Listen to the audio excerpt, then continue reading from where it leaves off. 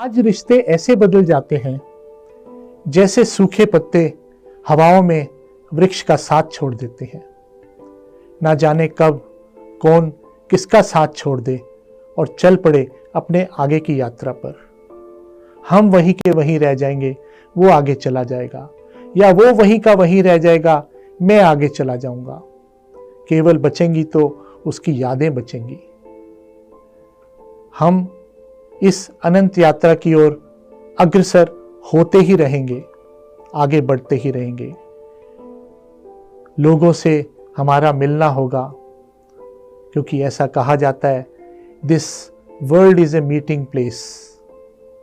ये जो दुनिया है, ये जो संसार है, ये मिलने का स्थान है। हम दुनिया में नहीं आते, हम दुनिया से आते हैं। यानी कि जो कुछ भी है ये दुनिया है, जो कुछ भी है हम सब लोग हैं। We all are soulmates. हम पूर्व जन्मों में भी मिले थे और आने वाले जन्मों में भी मिलेंगे। हम इस जन्म में भी मिले। हमारा रूप बदल जाएगा, हमारा नाम बदल जाएगा, परंतु हमारा मिलना जारी रहेगा। ये संसार में जो गति हो रही है वो इसी आवागमन से हो रही है। आत्माएं यहाँ पर जन्म लेती हैं, फिर शरीर छोड़ देती हैं, एक नए शरीर में चली जाती हैं, वहाँ पर जन्म लेती हैं, एक नए माँ के उदर में प्रवेश कर जाती हैं। वहाँ पर उनको एक नया जन्म मिलता है, एक नया रूप लेकर वो आती हैं, एक नया नाम मिलता है और यहाँ पर नए संबंध बनते हैं। पुराने संबंध सब विस्मृत हो जाते हैं, हमारी यादों में नहीं रहते। यदि पुराने संबंध हमारी यादों में रहेंगे तो इस जन्म में हमें उन नए संबंधों में साथ लेकर उनको चलने में बहुत परेशानी होगी। इसलिए वो सब हम भूल जाते हैं, एक नए सिरे से नए संबंध जोड़ते हैं और एक नई यात्रा पर आगे बढ़ते हैं। ऐसा हमारे ग्रंथों में भी लिखा है और अपने कर्मानुसार हम नया जीवन लेकर आते हैं। अपनी इच्छाओं की पूर्ति के लिए हम दोबारा जन्म लेते हैं। ऐसा कहा जाता है कि यदि मन में कुछ दमित इच्छाएं रह गई हों और मनुष्य मरते समय उनके बारे में सोच रहा हो तो अगला जीवन उसको उसके अनुसार ही मिलता है, ताकि वो उसकी दमित इच्छाएं पूर्ण हो सके। वो उसी प्रकार के संस्कार लेकर दोबारा दुनिया में आता है। What hurts you hurts me, what appeases you appeases me, because we all are universal beings. And we come here again and again in this world to fulfill our desires. ये है एक विजन जो हमारे वेदों में भी लिखा है, हमारे उपनिषदों में भी लिखा है और हमारे और जो ग्रंथ हैं, खासतौर से पूर्व के ग्रंथ, उनमें भी लिखा है कि हम सब सोलमेट्स हैं। हम सब यहाँ पर आते हैं, अपनी अपनी गगरी को, अपने अपने मटके को सिर पर रख कर लाते हैं, अपने इस घड़े में पानी भरते हैं और वापस लौट जाते हैं। अब मैं बात करूँगा एक बहुत ही प्रसिद्ध दार्शनिक और विचारक बाशो की, जो जैन गुरु थे और उनकी हाइकू, जो वो हाइकू लिखते थे। हाइकू क्या होती है? 3 पंक्तियां होती हैं और उसमें जो लेखक होता है अपनी बात कह देता है। जैसे हमारे यहाँ पर दोहों में अपनी सारी बात कह दी जाती थी, तो जो जैन गुरु थे वो हाइकू के रूप में अपनी बात कह देते थे। तो मुझे उनकी एक बहुत अच्छी हाइकू याद आती है बाशो की, जिसमें वो कहते हैं कि ओ पतझड़ी संध्या मेरी ओर भी उन्मुख हो, मैं भी तुम्हारी तरह अजनबी हूं। पूरी की पूरी कायनात अजनबी है, हम सब यहां पर अजनबी हैं। ये अजनबियों की यात्रा है। पर मैं ये ज़रूर कहूँगा जो बात मैंने अभी कही थी कि किसी ना किसी रूप में हम पिछले जन्मों में एक दूसरे के साथ जुड़े हुए थे, परंतु वो हमारी यादों में नहीं है। संस्कारों में हो सकते हैं, यादों में नहीं है। इसलिए यहाँ पर हम अजनबी के तौर पर अपनी यात्रा को आगे जारी रखते हैं और नए संबंध बनाते हैं। इसलिए बाशो कहता है कि मैं भी तुम्हारी तरह अजनबी हूँ।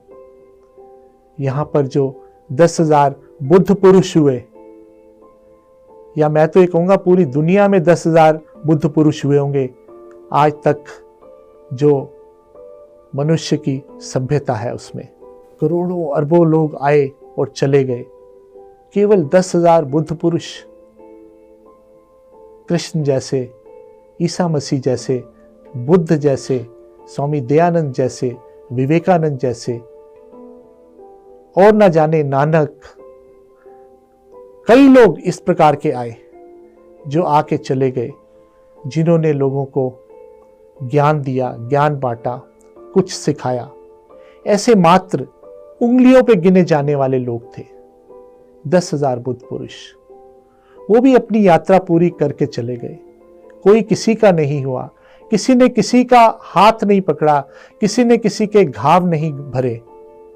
हमारे यदि घाव थे तो हमें उनको स्वयं भरना होगा, क्योंकि कोई उन घावों को भरने के लिए आएगा नहीं हमारे पास। हमें खुद ही समझना होगा, हमें खुद ही जानना होगा कि ये अजनबियों का शहर है। यहाँ पर सब अजनबी है, पर सब एक दूसरे को जाने पहचाने लगते हैं, और जाने पहचाने इसलिए लगते हैं क्योंकि पूर्व जन्मों में कोई ना कोई हमारा संबंध उनके साथ जुड़ा रहा था। इसलिए जब मैं ये बात कहता हूँ कि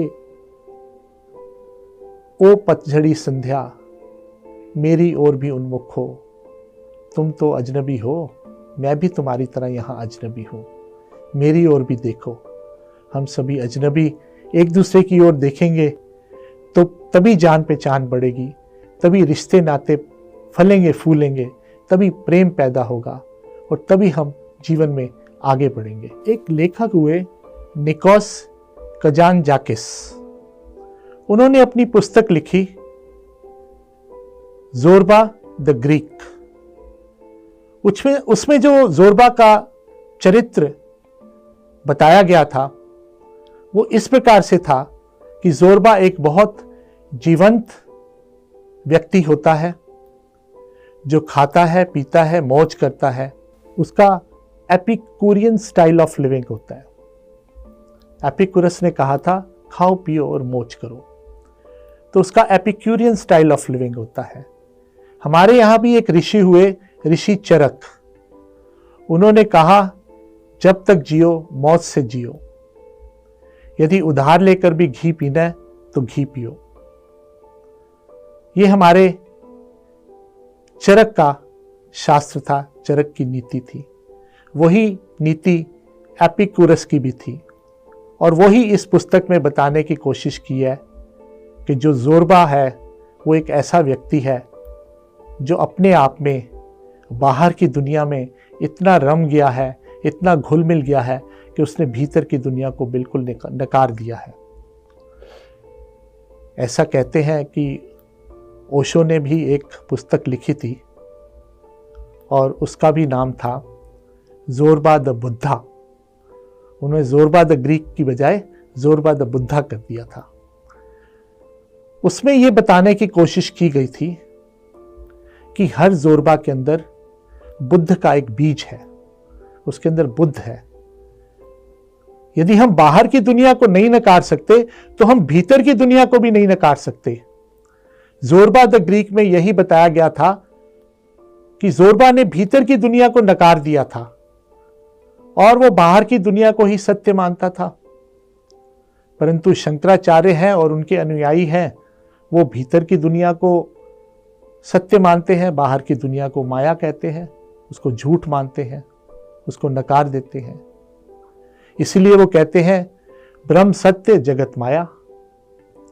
यदि ब्रह्म सत्य है तो उसकी अभिव्यक्ति जगत माया कैसे हो सकती है? जगत में भी तो वही ब्रह्म समाया हुआ है। यदि हम जगत को नकार रहे हैं, बाहरी दुनिया को नकार रहे हैं, तो हम ब्रह्म को भी नकार रहे हैं।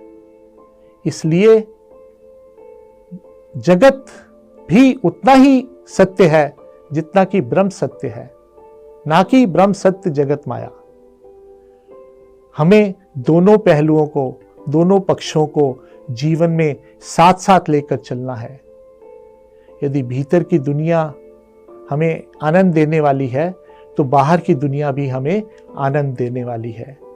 यदि भीतर की दुनिया में से प्रेम जागृत होता है, तो बाहर की दुनिया में रिश्ते नाते बनते हैं। तो प्रेम और रिश्ते नातों की जब हम बात करते हैं, तो हमें बाहर की दुनिया को और भीतर की दुनिया को साथ साथ लेकर चलना होगा। ना भीतर को नकारा जाना चाहिए, ना बाहर को नकारा जाना चाहिए। इसलिए जो ओशो ने अपनी पुस्तक जोरबा द बुद्धा में कहा कि जोरबा के भीतर एक बुद्ध का बीज है, उस बीज को पनपने दो, बाहर की दुनिया के साथ जियो, सतह की जिंदगी जियो, पर केंद्र को मत भूलो, भीतर को मत भूलो, क्योंकि भीतर भी बुद्ध तुम्हारे निवास करता है और उसको भी परिपक्व होने दो, उसको भी आगे बढ़ने दो। इन्हीं बातों के साथ मैं आज जो मैंने प्रेम और रिश्ते नातों के ऊपर बात की, उसमें हमने कुछ ये बताने की कोशिश की कि प्रेम में स्थायित्व नहीं होता, रिश्ते नातों में स्थायित्व नहीं होता। हम सब यहाँ पर अजनबी हैं, अजनबियों की तरह आए हैं, अजनबियों की तरह चले जाएंगे। हमारी अपनी अपनी यात्रा है, अपनी अपने रास्ते हैं, अपनी अपनी मंजिल है। हमने चलना है तो अकेले चलना है, पर जब तक हम इस दुनिया में हैं, तब तक हम एक दूसरे के साथ जुड़े हुए हैं और एक दूसरे का हाथ पकड़ के चलना है। वो हमारी बाहरी दुनिया है, दूसरी तरफ हमारी भीतरी दुनिया है। दोनों को नज़रअंदाज नहीं किया जा सकता। जीव के लिए बहुत कठिन है दोनों को नज़रअंदाज करना।